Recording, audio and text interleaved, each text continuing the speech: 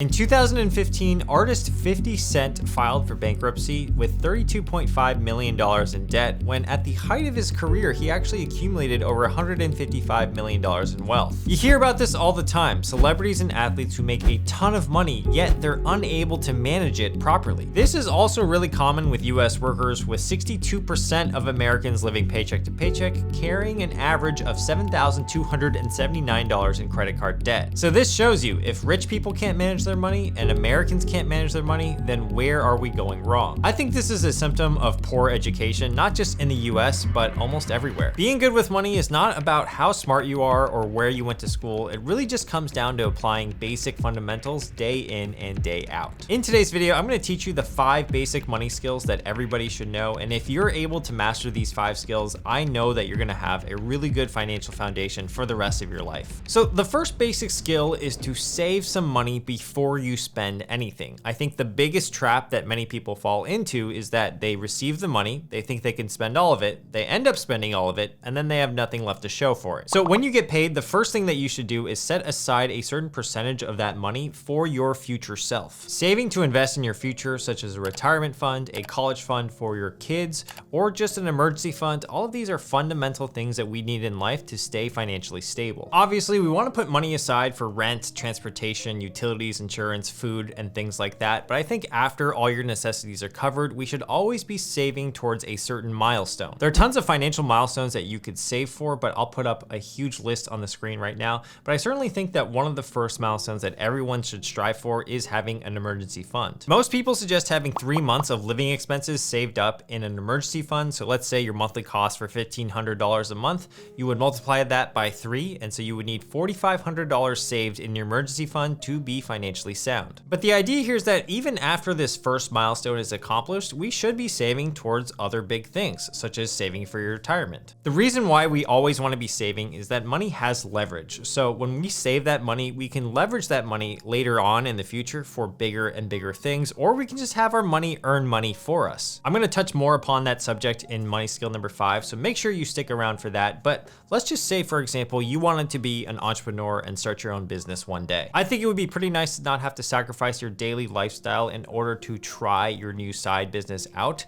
And I think that's a huge reason why you should have some savings, not only for that, for opportunities in the future, but also for unexpected expenses like perhaps a big tax bill. Saving is definitely one part of the equation, but it's not going to do us much unless we're also spending properly, which is our next basic money skill. So what does spending properly mean? Dave Ramsey has mentioned in his videos that there are 2 types of personas that people fall into when it comes to money. The first is if you're a spender. If you're wired as a spender, you like spending money on yourself. You have no problem with the release of money, and perhaps you even like spending money on your family and your loved ones. And if that's the case, you have to recognize that you are a spender and that you have to work a little bit harder on spending money properly. If you're a saver like I am, that means you probably mull over purchasing decisions for a lot longer than you should, and sometimes that even makes you a little bit irrational when it comes to investing. Perhaps you're afraid to invest because you'd rather see your bank account balance go up. So think about this right now. Are you a spender or are you a saver? If you are a spender, you might want to borrow some things that a saver does when it comes to spending money. And if you're a saver, perhaps you could learn to live a little bit and spend some money on things that you actually might need, like, for example, decor for your new apartment, because right now, there's only 2 things on my wall, and that's literally it. The rest of the apartment is bare. One framework that a saver is going to use when they're figuring out if they want to buy something or not is the simple question of, do I really need this thing? Is the item I'm spending on absolutely required for me to live? And is the extra difference of money that I'm putting into this, whatever this thing I'm buying, is that actually worth it to me? For example, we all need clothes, and oftentimes there's going to be an option of something that's reasonable versus something that's really expensive and might impress some other people, but it's a little bit out of our price range. And that's going to be true of most spending decisions. There's always going to be options, and the more that you can resist the urge to go with the more fancy, expensive option and go with the more reasonable one, the better off you are in the long term. Spending properly then is just the culmination of making good decisions over and over and over again, day in and day out. Obviously, with personal finance, everyone is going to have a different opinion on what matters to them when it comes to spending money. I'm not saying you can't ever enjoy your money, but deep down, you probably know if a spending decision is a good idea or not just intuitively. If you can optimize for smart financial decisions, let's say 7 or maybe 8 times out of 10, that's gonna be a really good financial habit for you to build, and oftentimes is the basic money skill that you need. Now, one habit and basic money skill that schools don't really teach is creating what's called a P&L statement for your own personal life. I'm gonna explain exactly what that is, but first make sure to subscribe to this channel if you wanna improve your financial literacy. I come out with videos here on YouTube once a week, and many of you guys are subscribed already. Yes, thank you very much, but a lot of you guys aren't, so make sure to subscribe. So the P&L statement, P&L stands for profit and loss. Back in 2014, I had the opportunity to talk to a really rich business owner. He had just sold his trading firm for over 9 figures. Now, he said something to me that changed the trajectory of my personal life. He basically turned and asked me, hey,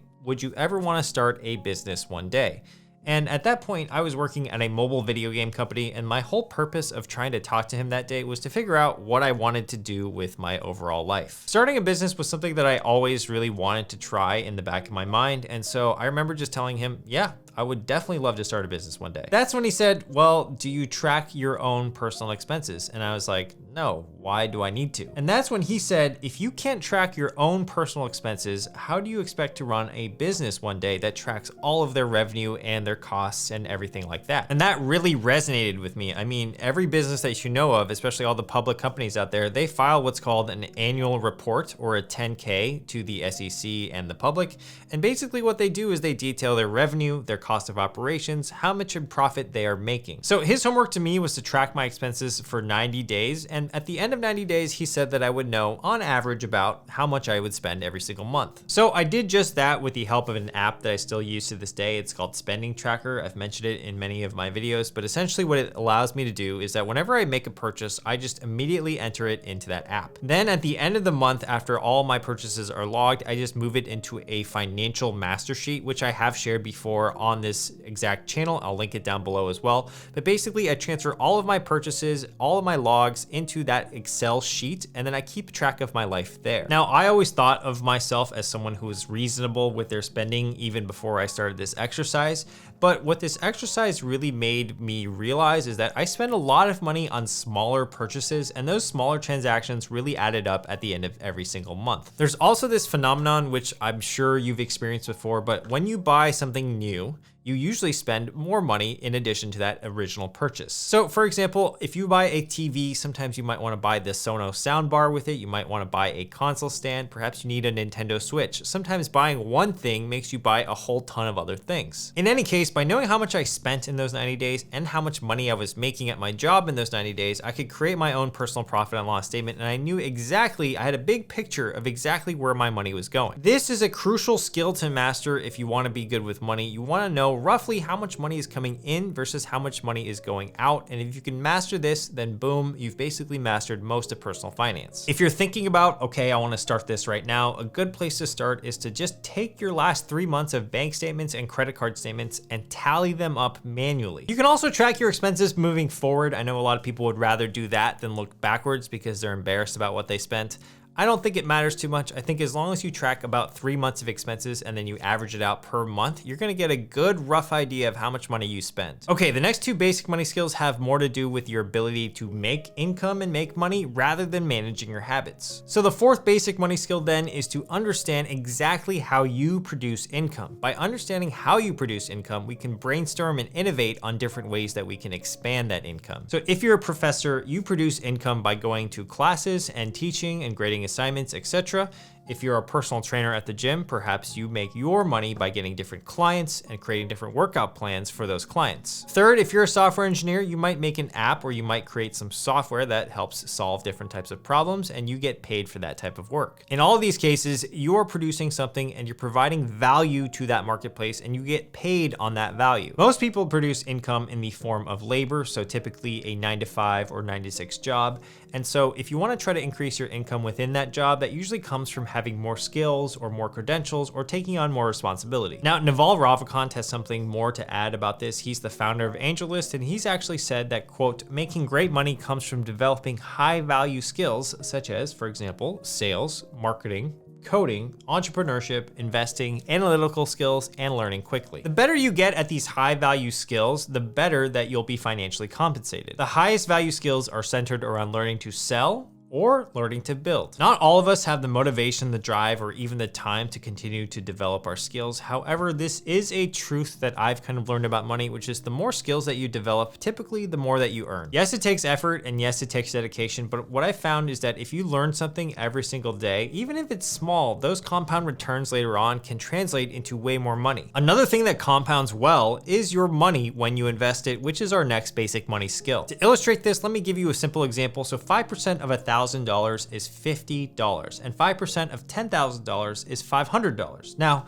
5% of $1 million, that's $50,000. In all of these cases, pretend you invested some sort of amount of money and you got a 5% return over the course of a year. When you have a sum of $1,000 or less, you can see that the amount that you actually get in terms of investing is not that substantial. It's 50 bucks or less. However, we saw that 5% on $1 million invested is actually $50,000, and that amount is quite substantial. In all these cases, pretend that getting 5%, that's remained constant. But as you can see, the only thing that really changed was the balance that we started with. So that's why when you have a lot of money to work with, money becomes easier to make. These days, high yield savings accounts are paying around 4% interest rates over the course of a single year. So theoretically, if you had $1 million in cash sitting around, you could get $40,000 a year virtually risk-free. What this means is that money, or capital as many people like to call it, scales really well or grows in proportion very easily. The more money we have, the easier it is to make because money creates more money on itself. So the goal then with our money is that it should get to a point where it's growing for us without us having to put in additional time or labor into it. You can start with a small amount at any brokerage when it comes to investing. I have a whole video series on that, but the key to any great investor is that they invest consistently and they also start as early as possible. So here's an example of two investors. We'll call them investor A and investor B. In this case, investor A starts saving at the age of 20. They save $2,400 a year for 10 years, but then they just stop at the age of 30. So they're done after 10 years. Investor B, on the other hand, they don't even start saving and investing until they are age 30, but then they save $2,400 a year for the next 35 years. Assuming an 8% return for both investors, who do you think makes more money? Well, let me show you guys the results. So shockingly here, investor A actually ends up with more money by the age of 65, even though investor A only contributed about $2,400 a year